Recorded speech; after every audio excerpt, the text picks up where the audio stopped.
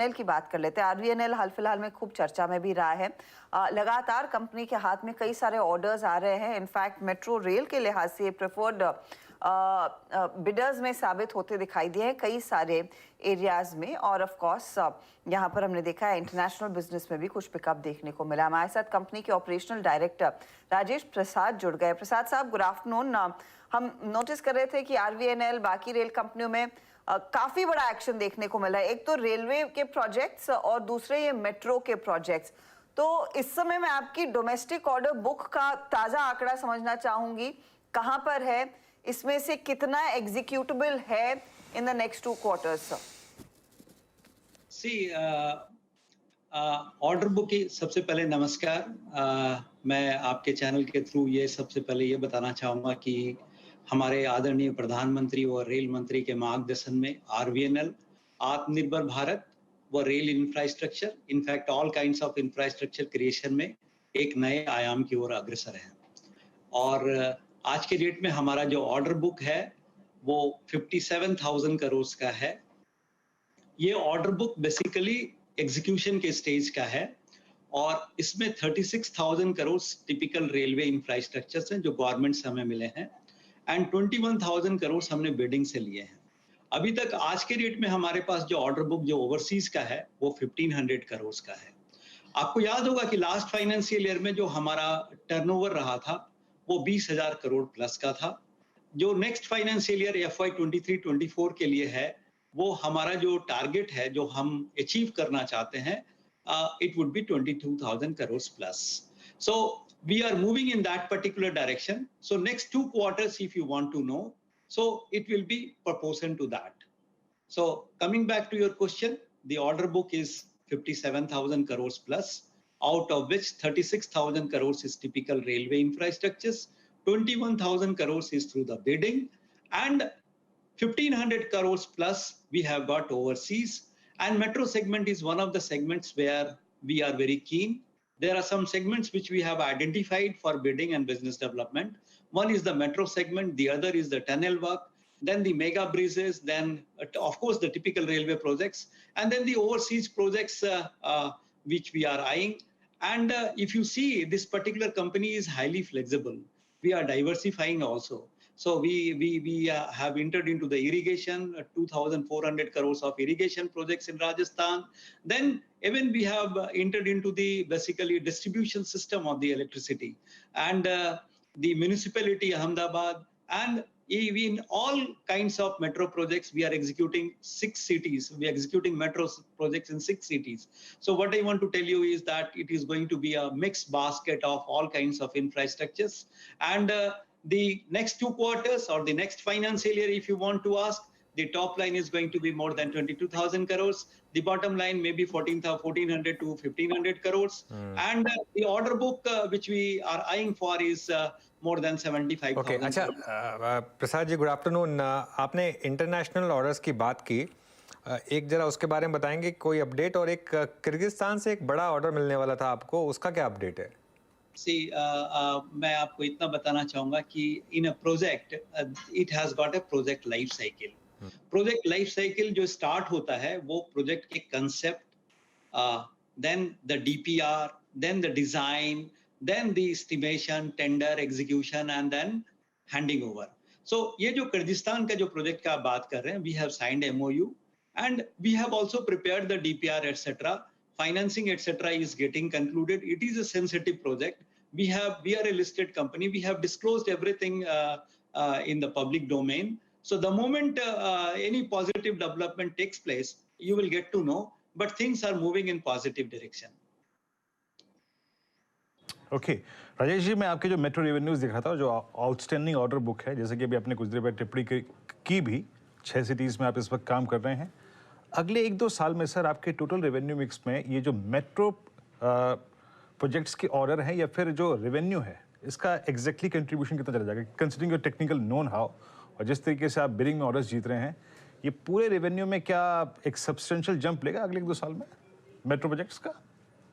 हाँ, या metro projects में भी जंप आएगा एंड ओवरऑल रेवेन्यू में भी जंप आएगा। See what I am saying is कि लास्ट फाइनेंशियल ईयर में हमारा जो टॉप लाइन था 20,000 crore, we are now eyeing for 22,000 crores plus. And since we are not getting any project on the nomination basis, so the major chunk will be through the business development, bidding, and out of those projects, the metro segment is a preferred segment. Why metro segment is preferred, I will tell you, because इसमें बहुत सारे technical challenges होते हैं, technical issues होते हैं, और technical issues को technically resolve किया जाता है. And we are very competent and we have got the proven track record and we have got the pan India presence. And आपको पता होगा पूरे इंडिया में 50 से ऐसे ज्यादा सिटीज हैं जहां पे मेट्रो बनना है. तो मैं ये इतना बता सकता हूं कि अभी तो हमारे 6 सिटीज में अगर प्रेजेंस है, तो आने वाले टाइम में आप और भी मेट्रो कंस्ट्रक्शन हमें देख सकते हैं. और ये हम कॉन्फिडेंट हैं कि ये मेट्रो जो हमें अपॉर्चुनिटी मिलेगा, हम एक अच्छे तरीके से विथ अच्छे क्वालिटी से following the highest safety standard हम उसको काम करके दिखाएंगे. ये तो रही सर बात टॉप लाइन की और इनफैक्ट ऑर्डर बुक की. राजेश जी, एग्जैक्टली मैं जानना चाहूँगा कि मैं 2-3 क्वार्टर से आपकी जो मार्जिन्स की ट्रैजेक्टरी देखा था, इट वाज 5.6 to 6.5 की ट्रैजेक्टरी में.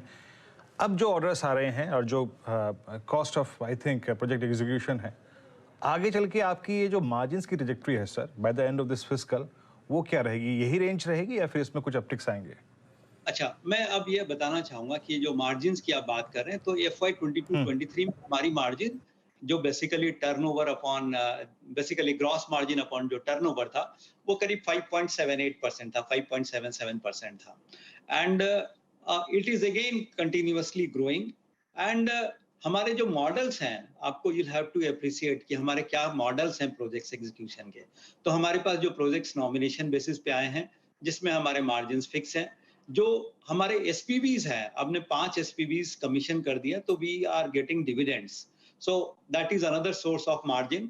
Then whatever money we have got the interest, so that we are getting. Then we are bidding in the market.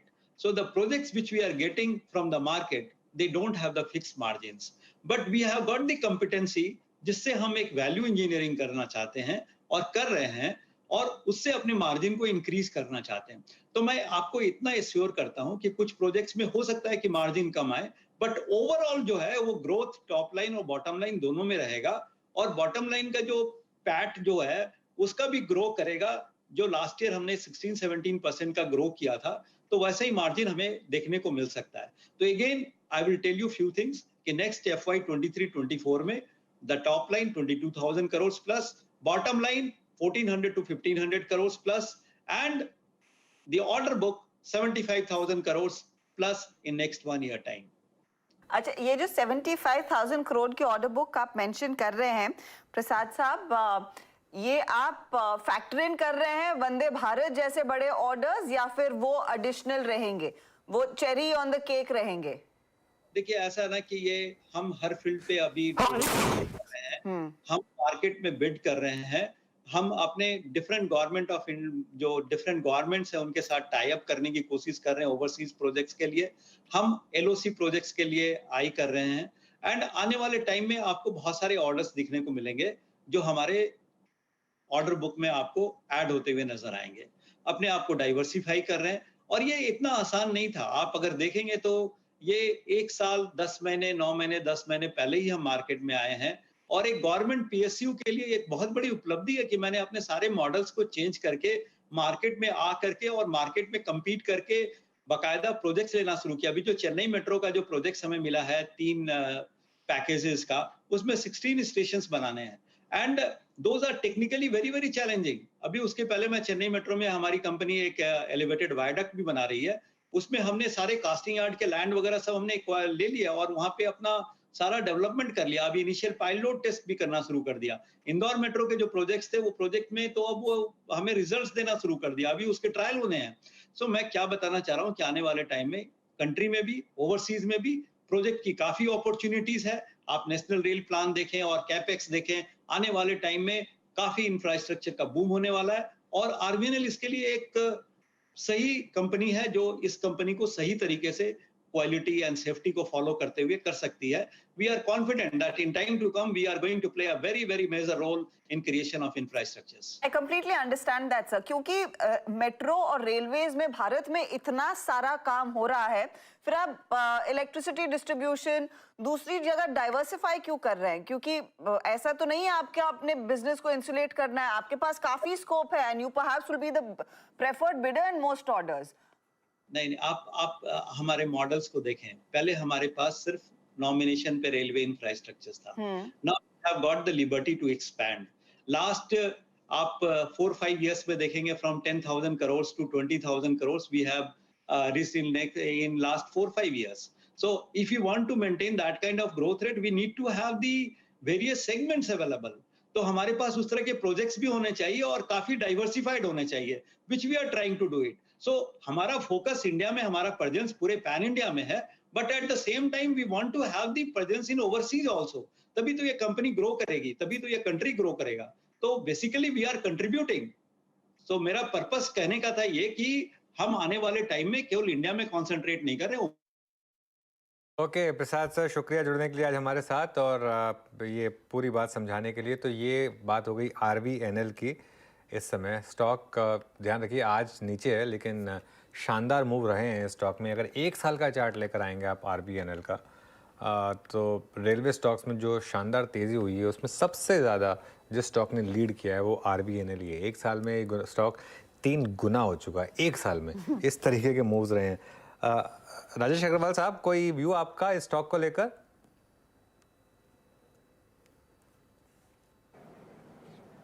पूरे सेक्टर में बहुत बुलिश हैं.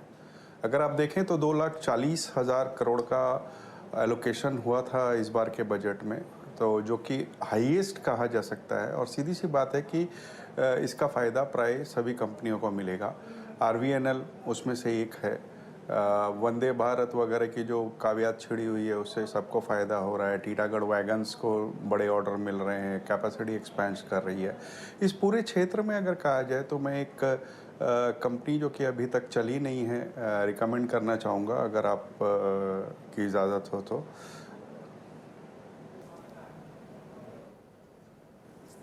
टेक्समैको रेल अगर आप देखें तो सेक्टर में तो जिस तरीके की ग्रोथ हो रही है उसका तो फ़ायदा पहुंचेगा ही. 2,40,000 करोड़ जो मैं लोकेशन मैंने कहा, इस कंपनी के ऑर्डर बुक अगर आप देखो तो 10,000 करोड़ के आसपास पहुंच रही है, जिसमें वैगन के ऑर्डर है बोथ इंडियन रेलवेज के भी और प्राइवेट सेक्टर के भी.